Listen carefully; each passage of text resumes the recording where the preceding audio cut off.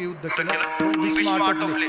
भीष्म सेनापती होते तोपर्यंत कर्ण म्हणत होता मी सेनापती होणार नाही. त्यांच्या अशा अटीतटी होत्या आणि पांडवाकडे अशा अटीतटी नव्हत्या. शंख वाजवण्यापासून त्याचं सिरियली नाही नाही, अगोदर भीष्मानच वाजवला पाहिजे, मग अमक्यानं मग तमक्यानं मान पान त्याच्या नादात त्याचा अर्धा तास गेला. इकडे पांडवाकडे ज्याला वाजवा वाटत नाही, कृष्णाला वाजवा, अर्जुनाला वाजवा, मोठा भाऊ आहे म्हणून त्याला अगोदर असलं नाही.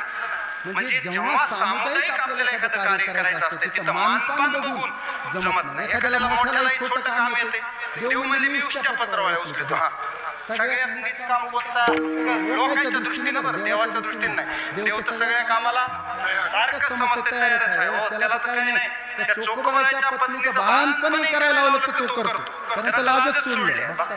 पुन्हा त्याला लाजच नाही. नाही लाज धरी साधा वय भक्ती युवाच आहे तो. त्याला हे काम आणि ते काम नाही. दामाजीचा झाला वाढवा, अर्जुनाची रथी अर्जुनाची घोडी, त्याला लाज नाही.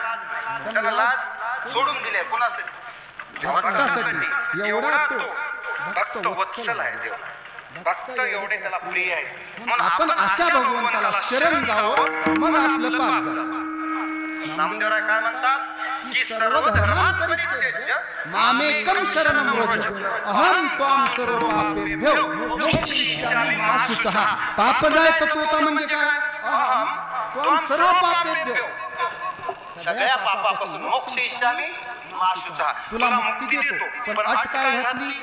सर्व धर्मान् परित्यज्य मामेकं शरणं व्रज. जे सर्व भावे मज भजले त्या आईलीच खडी सरली माया येथे एकच लीला तरली. जे सर्व भावे मज भजले त्या आईलीच खडी सरली माया जो होय मज अनन्य शरण त्याचे निवारी जन्म मरण या लागी. म्हणून सर्व धर्मान् परित्यज्य मामेकं शरणं व्रज. मग पाप जाय तत्वता अहं त्वां सर्व पापेभ्यो. मग पूर्वजन्मातले जरी पाप असले आपण इथपर्यंत आलो तरी जाता एका जनार्दनी भोग प्रारब्धाचा सुदाम्याची कथा चालू होती. सुदाम्याला देवानं सिंहासनावर बसून पाय धुतले आणि त्याला तिलक करत असताना त्याच्या कपाळावरची सटवीन लिहिलेली रेषा पुसली.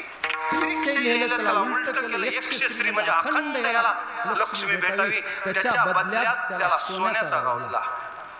कशासाठी? मुष्टी पोहे घेऊन गेला, पण गाव सोनियाचा दिला. सुदामा ब्राह्मण. हे एवढं कशामुळे झालं? तर सुदामा ब्राह्मण दरिद्री पिढीला पण नाही विसरला पांडुरंगा. हे महत्वाचं आहे. म्हणून देवाला जर विसरलं नाही तर काही अडचण, मग पाप जाय तत्वता मोक्ष जोडे. आणि देवाला जर विसरलं तर विसरली त्या मग ती हानी भरून निघत, ते नुकसानच भरून निघत नाही. कारण मनुष्य जन्मातली मोठी हानी आहे देवाला विसरलं. दोन गोष्टी तरी लक्षात ठेवा. गीता जयंतीच्या दिवशी प्रभू सन्मुख झाला, तो जिंकला, संसार जिंकला त्याला. आणि प्रभू पासून विमुख झाला, त्याचं मात्रच झालं विठ्ठला.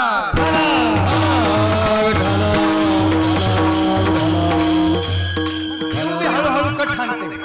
प्रभू पासून दूर गेला की देव बी हळूहळू कट मारते. आणि मग म्हणते देव झाला पाठमोरा आणि नुसती वेगळी.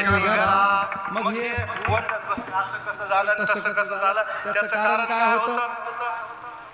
एकाही जन्मात, आताच नाही, बहुनाम जन्मना म्हणते, एकाही जन्मात भक्ती केली नाही.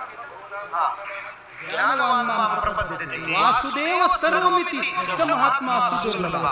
सगळीकडे ईश्वर दर्शन करणारा महात्मा दुर्लभ आहे. आणि तोच दुसऱ्याला ईश्वर दर्शन करून देऊ शकतो. ज्याच्या आडातच नाही तर पोऱ्यात कुठून येणार आहे? असं हायलाइट घेतलं. म्हणून नामदेवराय पहिल्या चरणात म्हणतात की गीता गीता गीता त्रिवार बोलता पाप जाय तत्वता मोक्ष जोडे. आता फक्त ध्रुव चरणात म्हणायचं, पुढचे चरण म्हणायचे नाही. टाइम संपत आलेला आहे. ध्रुव चरणात नामदेवराय काय म्हणतात? गीता महिमा बोलवे नवाते.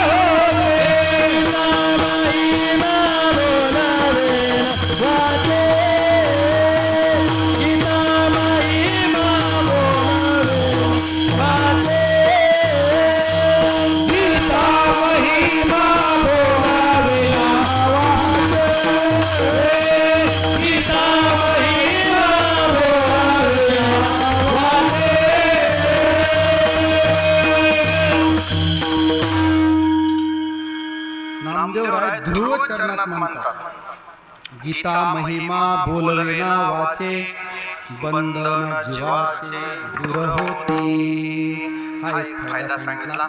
आणि इथं नामदेवरायांनी थोडं तोंडाला आवरलं, म्हणले मी किती बोलणार, कारण ह्या गीतेचा महिमा माझ्या मुखानं वर्णन करणं होणार नाही. असा अगाध महिमा आहे या ग्रंथाचा.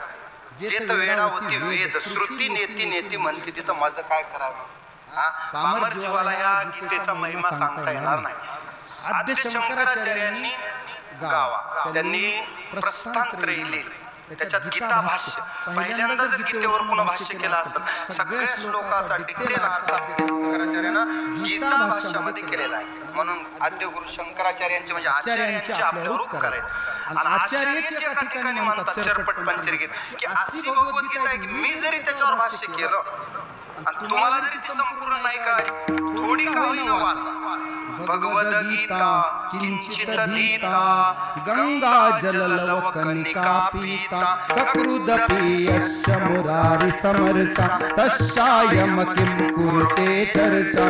भज गोविंदं भज गोविंदं भज गोविंदं मूढमते प्राप्ते सन्निहिते मरणे नहि नहि रक्षति दुःखरूय करणे.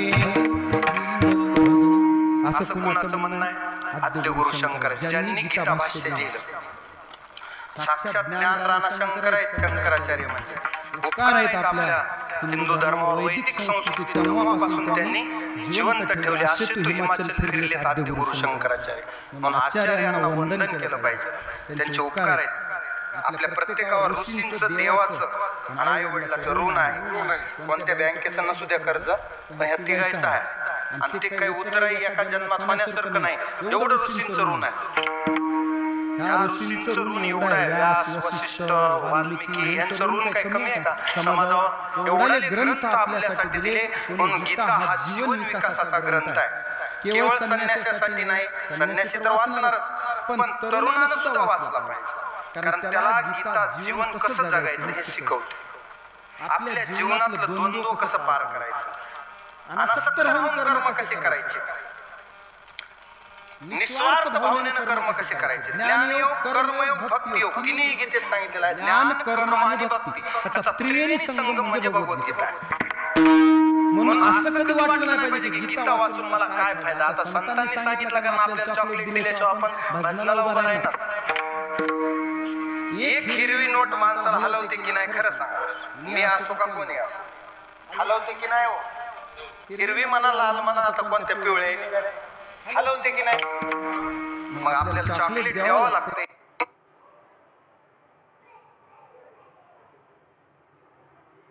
हे संतांना माहिती आहे. म्हणून हे आपल्याला चॉकलेट दिलेत. पण खरं तर पुढे आणखी जसं जसं नेतात त्यावेळेस तुम्हाला हे चॉकलेटचा विसर पडेल आणि तुम्ही खरे ब्रह्मज्ञानी होता. त्यावेळेस तुम्ही ब्रह्मस्वरूप व्हाल. जसं आद्य गुरु शंकराचार्य महर्षी व्यास याज्ञवल्क्य वशिष्ठ हे ब्रह्मस्वरूप झाले. त्यांना ब्रह्मज्ञान प्राप्त झालं. तसं आपल्याला सुद्धा ब्रह्मज्ञान प्राप्त होईल. आणि तो ब्रह्मज्ञान प्राप्त करून देणारा ग्रंथ कोणता आहे? भगवद्गीता.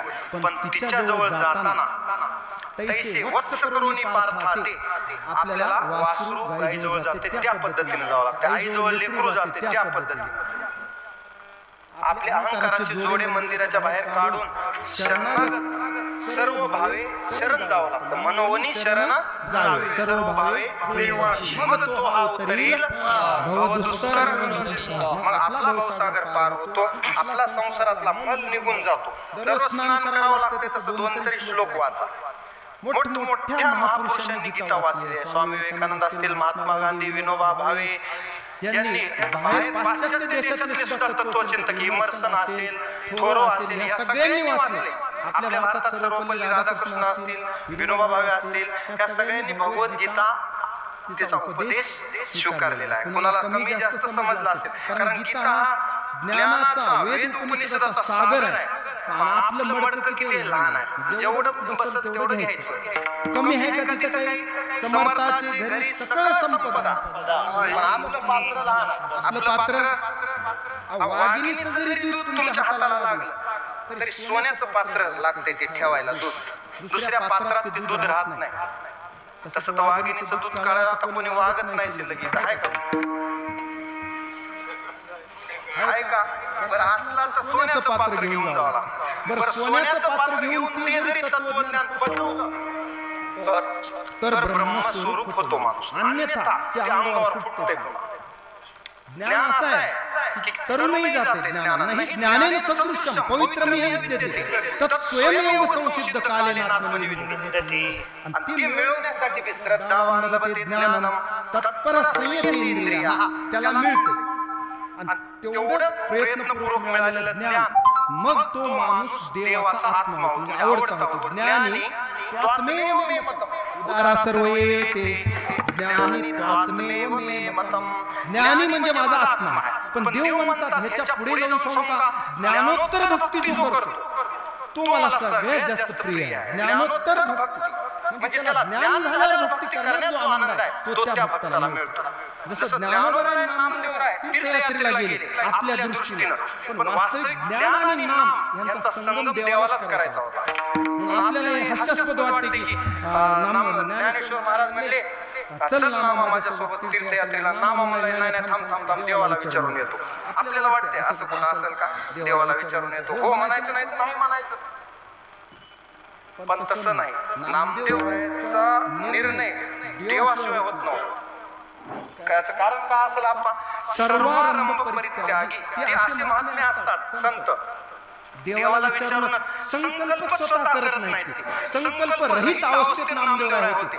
म्हणला तरी ज्ञानदेव म्हणला म्हणजे ज्ञानेश्वर महाराज म्हणाले माझ्यासोबत चल, पण देवाकडून हिरवा सिग्नल आल्याशिवाय ग्रीन सिग्नल आल्याशिवाय गाडी पुढे जाणार नाही. कारण देवानं सांगितलं काय, हिरवं सिग्नल दिलं. मग मात्र एक्सप्रेस गाडी पंजाबच्या घुमानपर्यंत तिकडे फिरून आले. दोघ जण आले मौंद करून मग पूर्ण होती की तीर्थयात्रेची. पुन्हा ज्ञानोबा नामदेवरायांना ह्या दोघांनी मग नाम आणि ज्ञान एकत्र करायचं. तसं गीतेला सुद्धा केवळ ज्ञान केवळ भक्ती केवळ कर्म हे नाही, तिन्हीचा संगम करायचा. ज्ञान आलं पाहिजे, मी का करतोय ह्या प्रत्येक गोष्टीची जाणीव पाहिजे. प्रत्येक गोष्टीची जाणीव पाहिजे. भक्तीमध्ये मी हे का करतो आणि मला जास्तीत जास्त वरच्या लेवलला जायचं म्हणजे देवाच्या एक एक स्टेप गीता पुढे नेते. अशी बॅटरी असते की नाही. एक माणूस म्हणला की बॅटरी 100 फूटच उजेड दाखवते, मला जायचे 1000 फूट पुढे. दुसरा माणूस संत होता, ते म्हणला तू अगोदर 100 फूट चालत जा, त्याच्या पुढचं 100 फूट मग बॅटरी मार्ग दाखवते. पुन्हा 100 फूट गेल्यास पुढचं 100 फूट, पुन्हा 100 फूट गेल्यास पण तुला चालावं लागेल. तसं गीता झोपलेल्याला उठवते, उठवलेला चालायला लावते आणि चालतो त्याला पळायला लावते. करावी तातडी परमार्थाची म्हणते, रिकामा दगडी राहू नको. वेळ काळ आपल्या हातात नाही. देव ब्रह्मधरीशी या देहाचा विठ्ठल म्हणे कार्य वाचा पडून जाईल कलेवर विठ्ठल उच्चारी पासा. म्हणून तातडीने परमार्थाला लागायला सांगते गीता. वेळ दौडू नको कारण लतिका व्यवहार सर्व संसार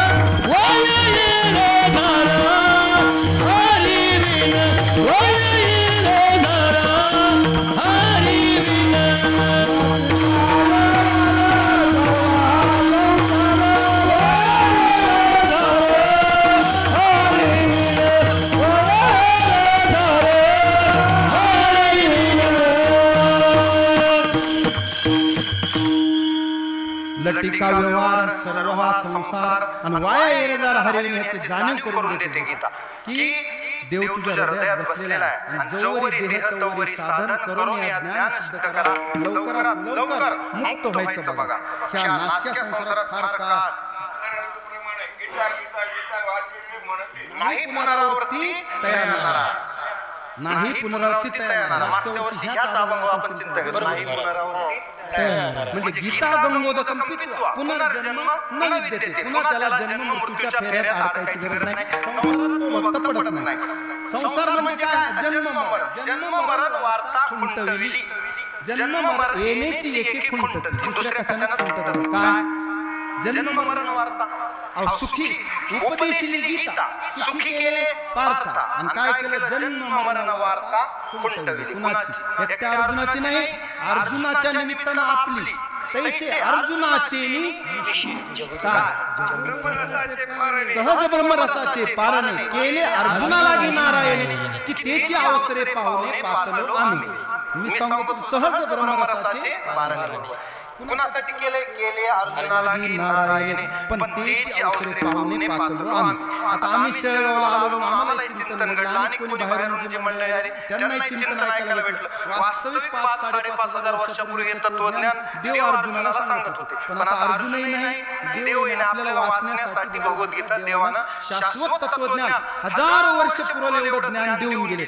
आपल्याला काय करायचं फक्त उघडून किती होते आज पारायणाला? आज पारायणाला किती होते दीपक महाराज होते का? मग 40 म्हणले असताना धन्यवाद, खरोखर धन्यवाद पात्र आहे विठ्ठला.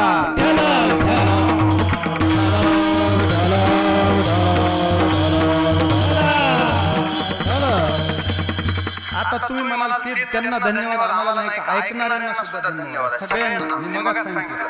आणि ह्याच्या पुढे देव बोललेला आणखी एक वाक्य राहिले, ये इमाम परम गुह्यम. आता हे लास्ट हायस्ट आहे समजा, वेळ संपला. ये इमाम परम गुह्यम हे ज्ञान कसं आहे? परम गुह्य परम गुह्य ज्ञान आहे. ये इमाम परम गुह्यम मद्भक्तेष्वभिदास्यति भक्तिं मयीं परां कृत्वा मामे वैशत्य संशयः.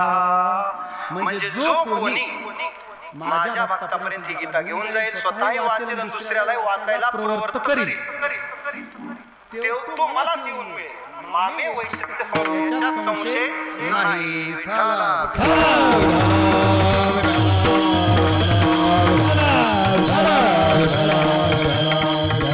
म्हणून आता आपल्याला वेळ संपला. आता इतर ग्रंथ बघायची गरज आहे का? आद्य शंकराचार्य म्हणतात की गीता सुगीता कर्तव्य किमान शास्त्र विस्तरे. आता याचा अर्थ आपल्याला दुसऱ्या शास्त्राचा विस्तार करायची गरजच नाही हो. एकम शास्त्रम देवकी पुत्र गीतम एको देव देवकी पुत्र एव एको मंत्रस्तस्य नामानि यानि कर्माप्येकम तस्य देवस्य सेवा. एवढा असताना नाम किमान शास्त्र विस्तरे. पुन्हा शास्त्राचा वेगळा विस्तार करणं म्हणजे काय? अगोदर देवानं काय केलं?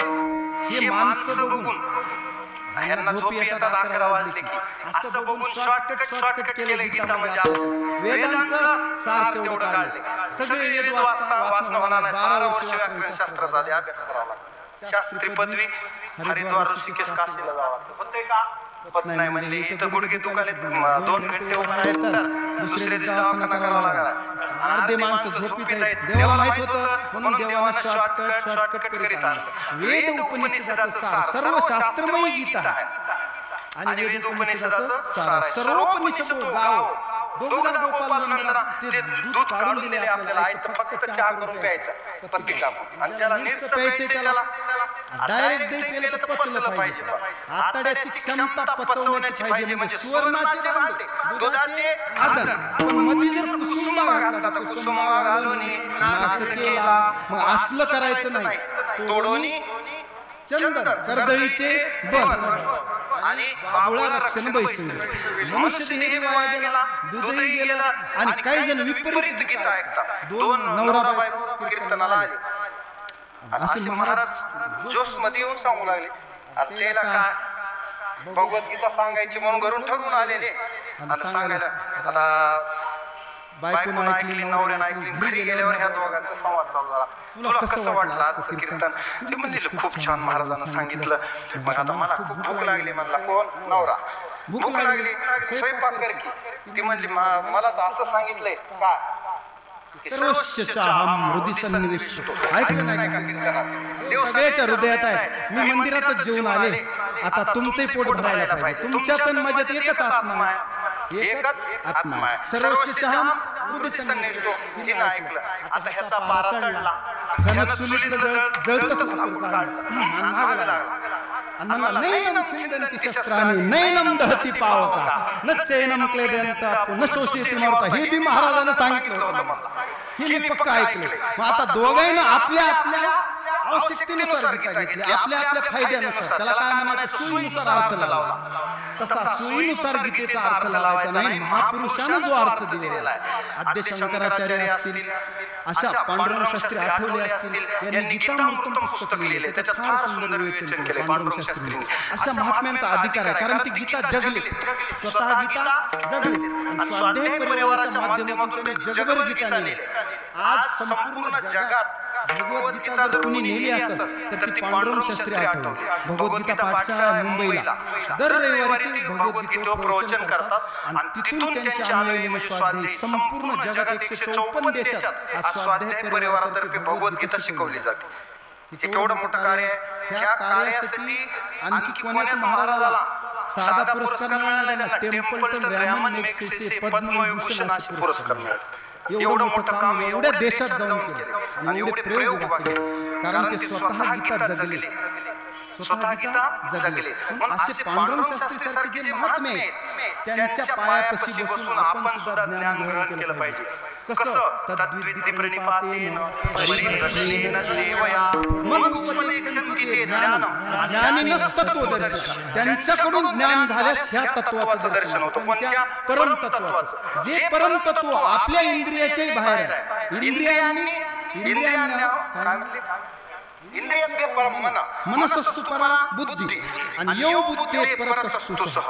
आपल्या बुद्धीच्या पलीकडे देव समजायला कठीण आहे. निर्गुण निराकार भगवंत सगुण साकार होतो, 10 अवतार घेतो. तरी भारतात आपल्याला भगवद्गीता एवढं चांगलं तत्वज्ञान देवानं दिले तर ते वाचलं पाहिजे आणि ती तळमळ समजून घेतली पाहिजे अशा संतांकडून आणि त्यांच्याकडून, त्यांच्या गुरुमुखातून हे ऐकून. मग आता आपले शास्त्री महाराज असतील, त्याच्यात आदरणीय लाड गुरुजी असतील, असे बरेच महात्मे आहेत ज्यांनी गीता मुखोद्गत केली. 12-12 वर्ष ऋषिकेश हरिद्वारला तप केलं. असे महात्मे आपण शोधायचे आणि त्यांच्या संगतीला राहायचं आणि हे ज्ञान प्राप्त करून मोक्ष मिळवायचा. म्हणून नामदेवराय म्हणतात, पाप जाय तत्वता मोक्ष. दुसऱ्या चरणात गीता महिमा बोलविना वाचे. आपला वेळ संपला. आता पुढचे चरण म्हणू नका. बंधन जीवाचे दूर होते. बंधन घालून घेतले, स्वीकृत बंधन आहे का? कसं बंधन आहे? घालून घेतले का? बंधन बांधलेले आहोत. मुक्त होता बद्ध ठेवूया छंद माझे माझे. गाडवाला घोड्याला पायाला बांधल्यासारखं करतात. खरी दोरी बांधली तरी त्याला वाटते मी बांधलेलाच आहे. आता सकाळी उगा सोडल्यासारखं करायचं, निघालं नाही. म्हणजे हे सगळं कल्पनेत जगतो, भ्रमात जगतो. तसा जीव सुद्धा कसा जगाला भ्रमात आहे. एक पाहत तसा एकाची धनी, पण सावध त्या गुणी कार्य. युधिष्ठिराला प्रश्न विचारला होता एक क्षण, ह्या जगात सगळ्यात मोठं आश्चर्य कोणतं? युधिष्ठिर म्हणले, सगळे लोक एक दोघं आपल्या आजूबाजूचे शेजारी कोरोनात गेलं, कोणी कशात गेलं बघतात, पण स्वतःला अमर समजतात. तो मेला, मी मरणार नाही असं समजतात पक्क. नाही, आपल्याला आणखी टाइम आहे, हातात जात नाही आपण. जसं काय ह्याच्या हातात आहे का? कोणाच्या हातात? कुणाच्याच हातात नाही. महाराज आज एक उणीव भासवाली आहे मला नरहरी महाराजाची, बरोबर आहे. दरवेळेस ते कीर्तनाला असतात, आज नाही. पण कुणाच्याच हातात जन्म मरण आणि धारण. नाही, सोयाबीनला भाव आता वाढला म्हणजे आमचे विश्वंभर भाऊ आरतीवर सोयाबीन ठेवू का ज्वारी? आपल्या हातात आहे का? भाव वाढणार का कमी होणार सांगता येत नाही. हळदीचा भाव 20-20 हजारापर्यंत गेला आणि ज्यांनी पुन्हा ठेवल्या पुन्हा 5-5-6 हजार विकावं लागले. असं आहे. आमचे उपाध्यक्ष आहेत साक्षीला, बरोबर आहे का? चूक आहे. मरण आणि धारण माणसाच्या हातात नाही. का? घडी घडी काळ वाटे याची पाय. ज्याचे त्याला आयुष्य दिलेलं आहे ते आयुष्य एक दिवस संपणार आहे. मग त्याचा फार लोभ करायचा नाही. असोचा नन्वसोचस्त्वं प्रज्ञावादांश्च भाससी किंवा जातस्यहि ध्रुवो मृत्यू ध्रुवं जन्म तस्मात् परिहारेते न त्वं शोचितुं अर्हसि. अर्जुना, आपले जन्म भरपूर झाले, तू ताण घेऊ नको. बहुनी जन्माने तव चार. आपले जन्म भरपूर झाले, पण ते तुला माहित नाहीत. मी जेणे अवसरे जे होऊन अवतरे ते समस्तही स्मरे रे नवोदरा. आपले खूप अवतार झाले. तुला वाटेल का ही गीता मी आजच तुला सांगलो? याच्या आधी सुद्धा मी सूर्याला सांगितली, सूर्यानं मनुला सांगितली, मनुने इक्ष्वाकुला सांगितली. पुन्हा मध्या काळामध्ये ती लोप पावली. काय? विवस्वान मनवे प्राह मनुरिक्ष्वाकवे ब्रवीत. बरोबर आहे. इमं विवस्वते योगम प्रोक्तवानः मम वेयम्. बरोबर. विवस्वान मनवे प्राण आणि मग पुन्हा मनुरिक स्वाकवे ब्रवीत मग योगो नष्ट पर्यंत मधल्या काळात पुन्हा आणखी तुला मी हा योग सांगितला. म्हणजे हा योग कसा आहे? योग प्रोक्त पुरातन जुनाच आहे. ऋषी धीर बहुधा गीतम छंदो विविधे ब्रह्मसूत्र प्रतिष्ठे हेतु निर्विनिश्चित. हे तत्वज्ञान गीतेने सांगितलं.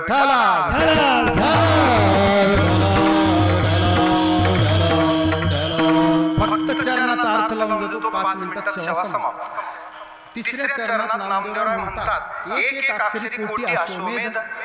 हे प्रसिद्ध पुराणात बाबा असं सांगितलं, माझ्या पदरचं नाही, की एक एक अक्षर गीतेतलं काय वाचलं, त्याचं मनन केलं, चिंतन केलं तर कोटी अश्वमेध केल्याचं पुण्य लागतं. आता असं चॉकलेट कोण वाचणार नाही भगवद्गीता?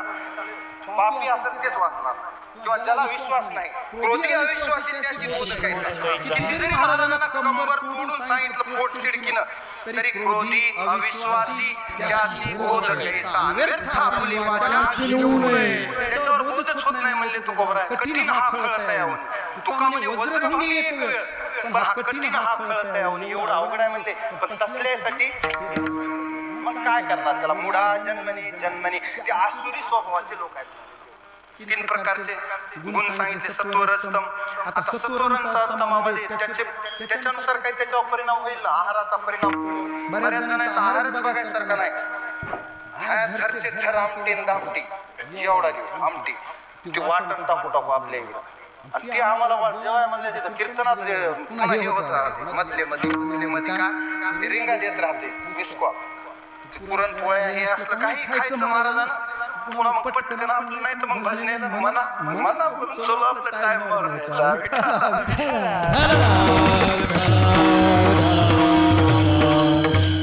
म्हणून महाराज कोणी असो युक्त आहार विहारस्य युक्त चेष्टस्य कर्मसु युक्त स्वप्नावबोधस्य योग भवति दुःखः. कसं पाहिजे? परिमित आहार पाहिजे. परिमित म्हणजे मोजकाच कामापुरतं, नाही तर मग दवाखान्याची पाळी येते. अति जमत नाही, कमी जमत नाही. कमी पडलं तर शरीराला विटॅमिन कमी पडते, ह्याला पोषण थोडंच करायचं. पण पिंड पोसावे हे अधमाचं फक्त चून खायचं आपलं आली पंगत की हाय फुकटचं मग असं नाही. पोट तर आपलं आहे, ह्याचा विचार करा. आपल्याला डायजेस्ट होते का, पचन होते का, पुन्हा गोळ्या घ्यायच्या का, घरी जाऊन पुन्हा बेजारी काढायची. असले प्रकार होण्याच्या अगोदरच सावध.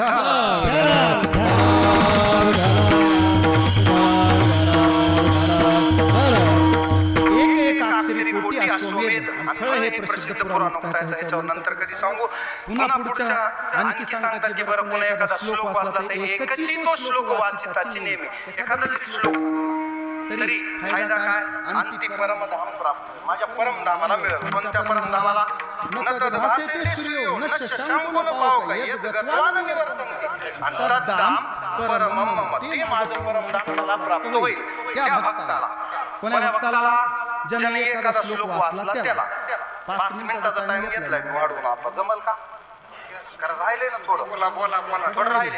थोडं राहिले बरं. माफी मागून घेतो.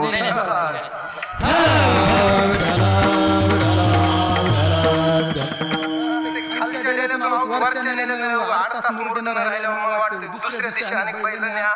एक कुठं लगेच आता 8 तास घेऊनच मोकळं.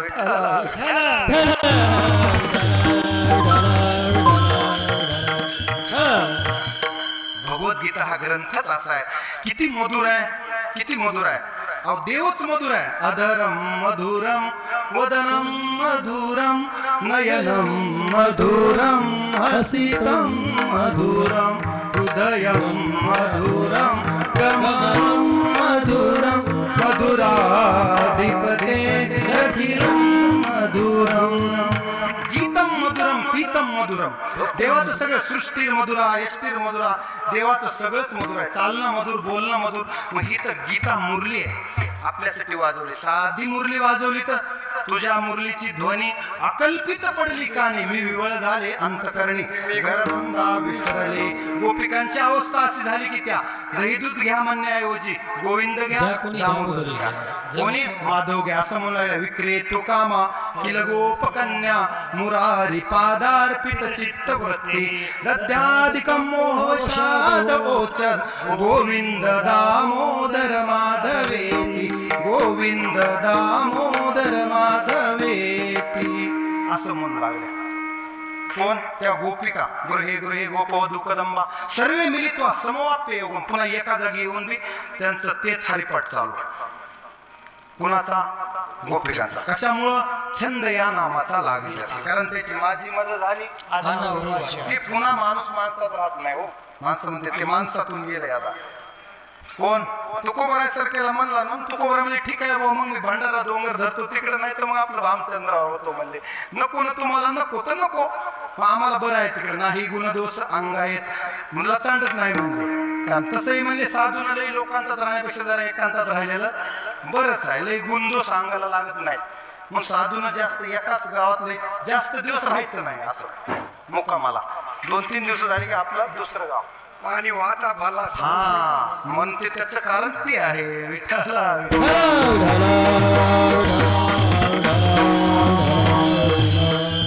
साधू जरी असला एखादा ढेकून भेटते त्याला. ढेकणाच्या संगे हिरा जो भंगला, कुसंगे नाडला साधू जैसा, त्याला असली बाधा होते. म्हणून गीता ह्याच्यापासून आपल्याला वाचवते, बंधन जीवाचे दूर होत. आता 2 मिनिटात फक्त सार सांगतो आणि मग शेवटचं चरण घ्यायचं. आता आपल्या पहिल्या मुद्द्यापर्यंत आलो आपण. मग देवानं आता अर्जुनाला फाउंडेशन पासून चालू केलं सांगायला की ऐक अर्जुना, तू जे युद्ध नको म्हणतोस ना, त्याचं पहिलं कारण तू हे आहे की तू मारणार आणि हे मारणारे असं नाही. इथून चालू केलं. नैनम चिंदती शस्त्रांपासून चालू केलं. ते आता श्री द्रोमपासून 2ऱ्या अध्यायात तू मारणार आणि हे मारणारे असं नाही. हे तर मीच मारून टाकलेत. मये वेते निहता पूर्वमेव निमित्त मात्र भाव सव्यसाची. तुला उगं निमित्त करावं. धर्म कार्यात तू निमित्त आहेस. तू स्वतःला करता समजू नकोस. किंबहुना या जगातल्या कोणत्याच माणसानं मी करताय असं समजायचं नाही. नाही एवढा जे सप्ताह चाललाय ते आपल्यामुळं चाललाय असं समजायचं नाही. करते पण आपल्याकडे घ्यायचं नाही. करते पण आपल्याकडे नाही. प्रभूच्या कृपेनं चांगलं चालावं. देवाच्या कृपेनं, साधू संताची कृपा असं म्हणत जाऊ.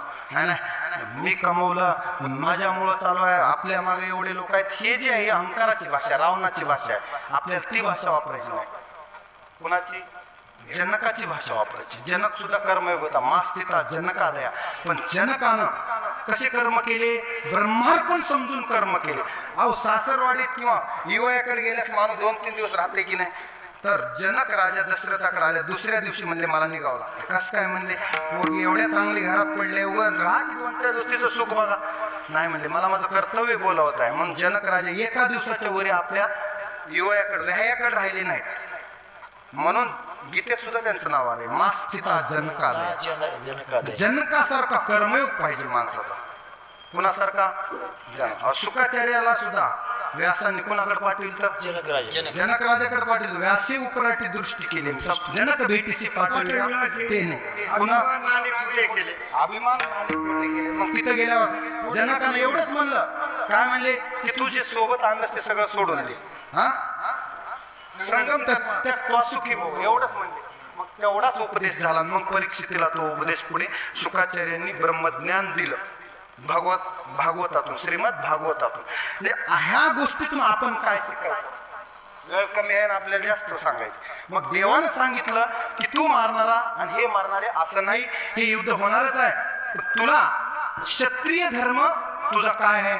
क्षत्रियाचा धर्म काय? शौर्यम तेजो धृतिर्दाक्षम युद्धे चाप्य पलायनम दानमीश्वर भावश्च क्षात्रम कर्म स्वभावजम. ज्याचे त्याला कर्म वाटून दिलेत. ब्राह्मणाला ब्राह्मणाचं कर्म आहे कोणतं? ज्ञान विज्ञान मास्तिक्यम ब्रह्मकर्म स्वभावजम. त्याचे त्याला कर्म दिलेलं आहे. ज्याचे त्याला कृषी गौरक्ष वाणिज्यम वैश्य कर्म स्वभावजम परिचर्यात्मकम कर्म शूद्राशापी स्वभावजम. ज्याचे त्याला चातुर्वर्णे मया सृष्टम गुण कर्म विभागशः. ज्याचे त्याला गुण कर्मानुसार देवानं कामाची वाटणी केली. आता इथं सप्त्यात कुणाला पाणी द्यायला, कुणाला कशाला वाटप करायला आचार्याला का नाही एखाद्या ज्याला स्वयंपाक येत नाही त्याला आश्चर्य केलं. जमल का? जमत नाही. येऊजकच तत्र दुर्लभा. भगवान श्रीकृष्णाला काय केलं? कोणीच माणूस वाईट नाही म्हणले. कौरवात सुद्धा काही चांगले. त्याचा वापर करता आला पाहिजे. त्याला कोणतं काम द्यायचं त्याला म्हणतात येऊजक चांगला पाहिजे. येऊजकच तत्र दुर्लभा. दुर्योधनाला सुद्धा वाटप करायला बसविल तर देवानं का केलं होतं? कारण त्यानं दिलेली संपत्ती दुप्पट होऊन राहिली म्हणून त्याला ते वाटपाचं खातं दिलं. आता कुणाकडे बी जर अर्थमंत्री दिलं तर दिवाळ काढील ना ते. कुणालाही जमत नाही. अर्थमंत्रालय जरा हिशोबी माणसाकडेच पाहिजे. म्हणजे त्याला जरा त्याच्यातलं ज्ञान पाहिजे. नाही तर उगाच कुणबटाला देऊन टाकलं जमल का? त्याला त्याच्या घरचा हिशोब लागणार लवकर. 5 किलो डाळीचे किती झाले, दळणाचे किती झाले, बायको एक म्हणते ते एक म्हणते, घंटाभर त्याचा दोघायचा. त्याला अर्थ खात दिल्या जमल का? विठ्ठला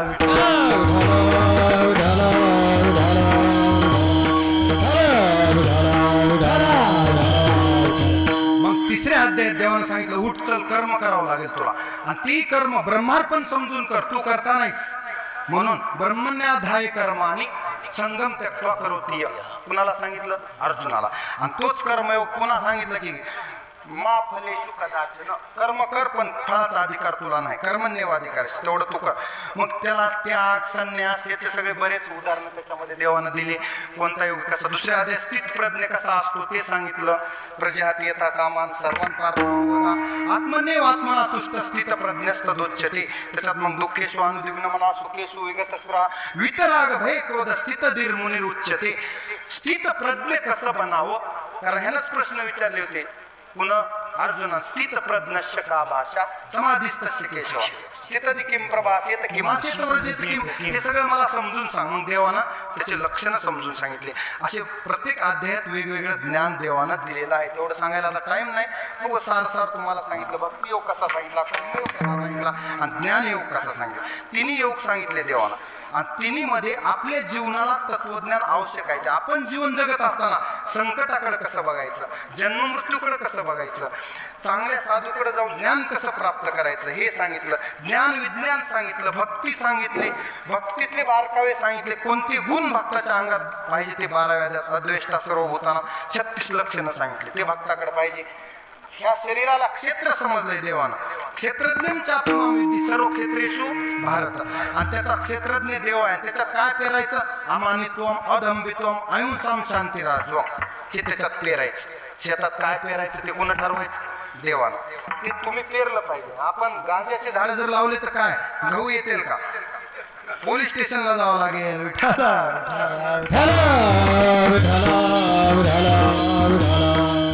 सांगत सांगत देवानं 3 गुण सांगितले. प्रकाराचे 3 तुकामणी केले जण सत्व रज तम. मग त्याच्यात गुणातीत व्हावं लागेल म्हणजे मग अर्जुन जरा घाबरला. मला गुणातीत ही कोणती अवस्था आली म्हणून प्रश्न विचारला. कैर्लिंगे 3 गुणाने अतितो भवती प्रभू किमाचार कथम चैतास 3 गुणाने ती वर्तते, तू कसा वर्तन करतो ते म्हणले ऐक. मानापमानयो तुल्यो मित्रा तुल्यो मित्रारी पक्षयो सर्व आरंभ परित्यागी गुणातीत स उच्यते. त्याला गुणातीत म्हणायचं.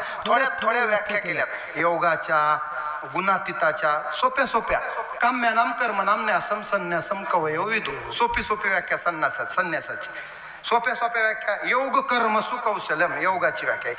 योगाची व्याख्या योग समत्व उच्यते. समत्व कसं साधायचं, सुख दुःखात द्वंद्वातीत कसं व्हायचं हे सांगितलं. 15व्या अध्यायात देवानं संसार वृक्षाचं काही वर्णन केलं आणि त्याच्यानंतर भक्ती सांगितली.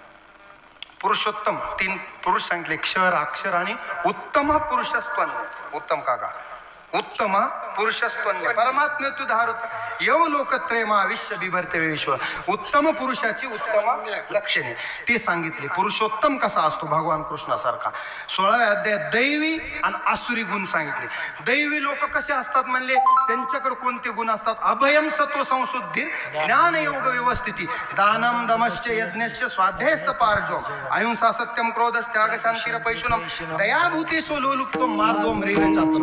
आणि ह्यांच्याकडे म्हणले म्हणजे तुमच्याकडनं आसुरांकडं. कुणाकडं? आसुरी लोकांकडे दंभो दर्पो विमानश्च, ते ठासून भरलेला असते म्हणजे दंभ, ते आसुरी गुण आहे. दंभो दर्पो विमानश्च क्रोध पारुष्यमेवच. हे कोणाचं झालं?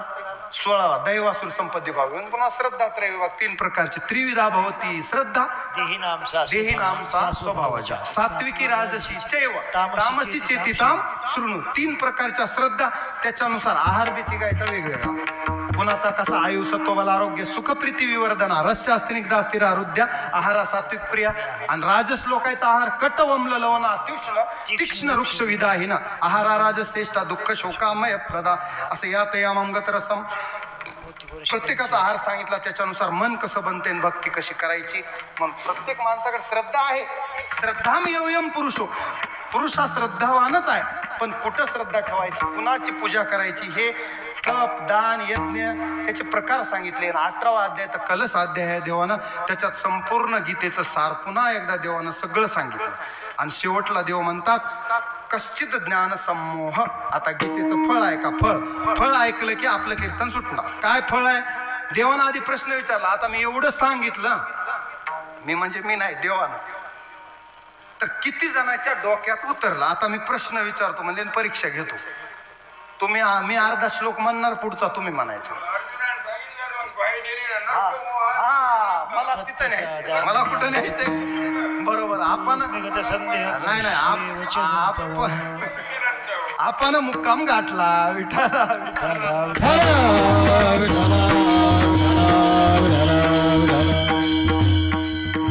चाणक्य श्रोते कसले?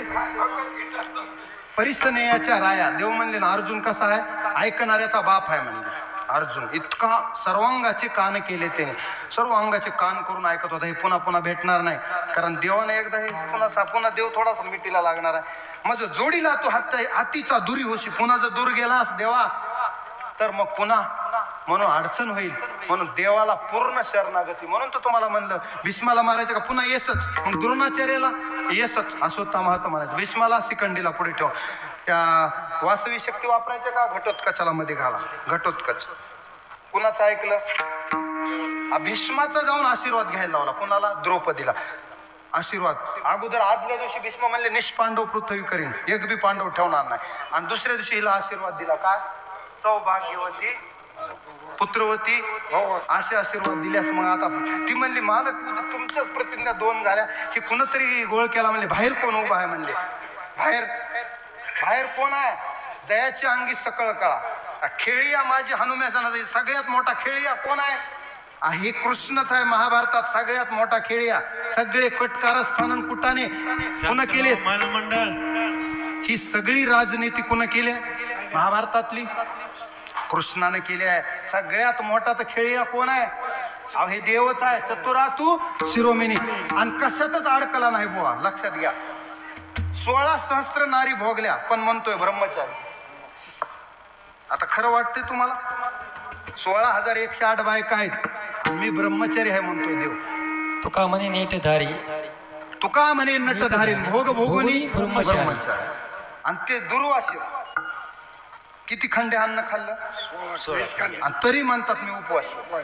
दोघांची आटतट लागली. मी जर खरंच उपवास असेल तर यमुना मला वाट देईल, त्याला वाट दिली.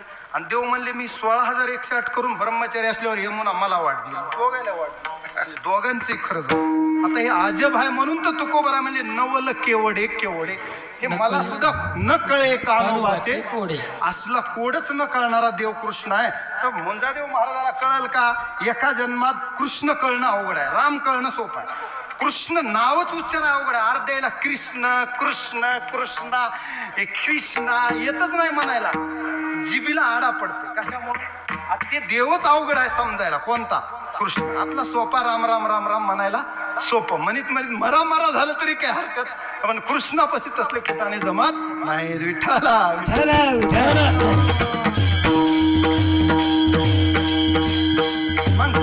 शेवटी देव विचारतात अर्जुनाला कश्चित ज्ञान सम्मोह कश्चित येत श्रुतम पार्थ तो एकाग्रेण चेतसा कश्चित ज्ञान सम्मोह प्रनष्ट ते धनंजय. तुझा मोह गेला का? आता चल सांग. एवढं ऐकलंस, एवढ्यातून आता तुला काय वाटतं? यथेच्छसी तथा करू. आता तुला जे वाटल ते कर. आता मी सांगायचं तेवढं सांगितलंय. आता माझ्या हातात आहे का? पाठीला डोळे आहेत? कोण गीता वाचालय का? नामदेवरायचं ऐकालय का? देवाचं ऐकणं आहे? मला माहिती आहे का? नाही. देव म्हणतात आता यथेच्छसी तथा करू. माझं काम मी केलं, आता तू मला उत्तर दे, ह्याच्यातून तुला काय फायदा झाला? तवा मग त्याचं उत्तर अर्जुनाचं महत्वाचं आहे. तो आपल्या कीर्तनाचा शेवट आहे. अर्जुन उवाच नष्टो मोह स्मृतिर्लब्धा त्वत्प्रसादान् मयाच्युत स्थितोऽस्मि गत संदेह करिष्ये वचनं तव. आता अर्जुन पूर्णपणे उभा राहिलाय. हा देवा, आता तू म्हणशील तसं करिष्ये वचनम तव. गांडीव धनुष्य हातात घेतले आणि आता माघार नाही म्हणला देव. कोण? अर्जुन. तू म्हणशील तसं बस. आता तुला सर्व भावानं शरण आलो. तू म्हणलास ना ह्याला उडवायचंय, बस विचारच नाही. आगे ना पिछे. काहीच विचार नाही. आता तुला शरण आलोय, तू जे सांगशील ते करणार. तुझं विश्वरूप दर्शन बघितलं, तुझं ज्ञान ऐकलं, मी भाग्यवान आहे. विश्वरूप दर्शन बी बघायला भेटलं, ज्ञानही ऐकाय भेटलं, आणि मोह राहिला का नष्टो मोह स्मृती लब्ध. हे गीतेची फलश्रुती आहे. गीता वाचली की आपलाही मोह जातो. बायका लेकराचा आहे की नाही मोह आपल्याला? प्रत्येकाला मोह आहे. आप्तजनाचा आहे, हे करू की ते करूचा आहे, घरचा संसाराचा ह्या प्रकृतीचा मोह आहे. म्हणून तर इथून कुणाला जावं वाटत नाही. 101 पार झाले तरी वाटते. आणि पत्रुंडाचं लग्न राहिले, तेवढे एकदा पत्रुंड बघितलं, त्याचं चित्रुंड, मग देह सोडाय मोकळा. म्हणजे इथून कुणाला जावं वाटते का जावं वाटत नाही? चिटकून बसा वाटते. आणि वाटते नाही आपल्याला काही करून आयुष्य भेटावं. मग औषधं खाते, बीपीच्या गोळ्या, शुगरच्या गोळ्या, एक दिवस वाढवायचा. कशासाठी? जावं वाटत नाही इथून. म्हणजे ही आसक्ती आहे आपल्याला. आपण अनासक्त नाहीत, अनासक्त नाहीत. म्हणून हा गीतेचा समुद्र छोट्याशा घागरीत भरून घेण्याचा आपला प्रयत्न आहे. तो देवाने यशस्वी करावा अशी भगवान योगेश्वराच्या चरणी प्रार्थना करतो. महाविष्णूच्या चरणी झालेली सेवा समर्पित करतो. अभंगाचे 1 चरण राहिले, फक्त तेवढं तुम्ही म्हणा आणि त्यानंतर मग सेवा समाप्त होईल. तुम्ही सर्व मायबाप एकदा थोडासा 1 मिनिटात परिहार देतो. झालंयच आता महाराज मध्यम घे, उठू बरोबर काय होईल. काय नसते, भरल्या गाडीला सूप जड नाही. आता उगा 1 मिनिटाला काय होणार आहे तुम्हाला इतकं? नाही सांगायचं 2 मिनिटं परिहार राहिला ना. परिहार मी पहिल्यांदा का देत नाही, त्याच्यात अर्धा घंटा घातल्यास ऐकाव का तुम्ही? आणि परिहारात असतेच काय नाही. मला उत्तम काकानं फोन केला, मग मला सेवेचा योग, मला माझं भाग्य, ह्याच्यातच अर्धा तास महाराजाचा. मग माणिकरावची पंगतच होती. म्हणून आज मला जेवायला आमच्या गोरवे सरांनी फराळाला चांगलं केलं, मॅडम चांगल्या, सगळं चांगलं. ही स्तुती झाली.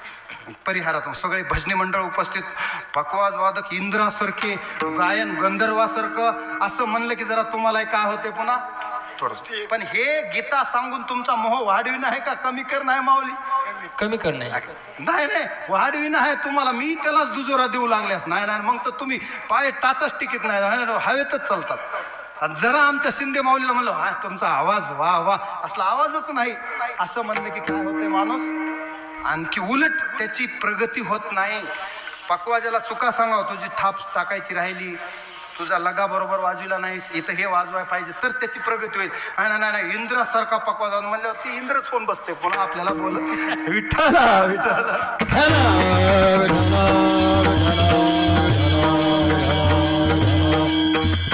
सगळ्यांनी शांतपणे गीता ऐकण्याचा प्रयत्न केला. गाडी एवढी एक्सप्रेस होती माझी की कुठं ऍक्सिडेंट झाला नाही, हे बरं आहे. 120च्या स्पीडनं घेतल्या तरी 11:30ला पोहोचलो. कारण 120च्या स्पीडनंच एवढं अंतर कटते, नाही तर अंतर कटत नाही हे मला सुरुवातीलाच माहित होतं. म्हणून घेत स्टेशन आले, आता थांबावं लागतं. स्टेशन आल्यावर आता प्रवासी उतरणार आहेत म्हणल्यावर गाडीला आता थांबावं लागतंय. पुन्हा पुढच्या वर्षी आणखी सेवा करू योग आल्यास. आणि झालेली सेवा हे तुमच्या सर्व श्रोत्याच्या चरणी, भगवान पंढरीश पांडुरंगाच्या चरणी, महाविष्णूच्या चरणी समर्पित करतो. तुकोबराय सुद्धा एका ठिकाणी शेवटी म्हणतात, काय म्हणतात की पायाच्या प्रसादे काही बोलिलो विनोदे, मज क्षमा करणे संती नोहे अंगभूत युक्ते. पुढे तुमचे कृपेचे पोसणे जन्मोजन्मी तुका म्हणे, म्हणून तरी न्यूनते पुरते अधिकही सरते, करुणी घ्यावे तुमते विनवितो असे. किंबहुना तुमचे केले धर्म कीर्तन हे सिद्धी नेले, येत माझे जीवरले पायकपान. झालेली सेवा महाविष्णूच्या चरणी समर्पित. वाणीला पूर्णविराम, शेवटचं चरण म्हणायचं आणि मग जय विठ्ठल होईल. विठोबार कुमारी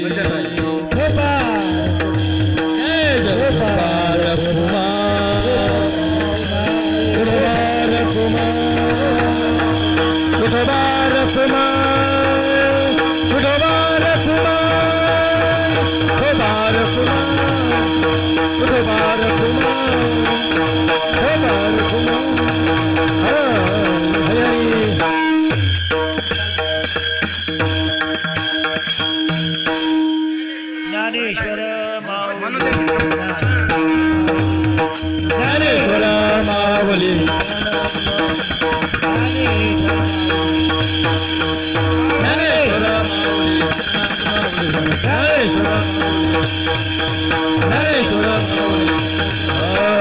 हरी हरी हरी. राहिलं नामा म्हणे नामा म्हणे गीता गीता संपूर्ण संपूर्ण वाचिता वाचिता. परम त्याचे अर्था बोलवेन आणि मग जय विठ्ठल. नामा म्हणे दादा म्हणा नामा म्हणे गीता संपूर्ण वाचिता नामा म्हणे गीता संपूर्ण वाचिता नामा म्हणे गीता संपूर्ण वाचिता नामा म्हणे गीता संपूर्ण वाचिता लाभण्याच्या हात बोलवेना लाभण्याच्या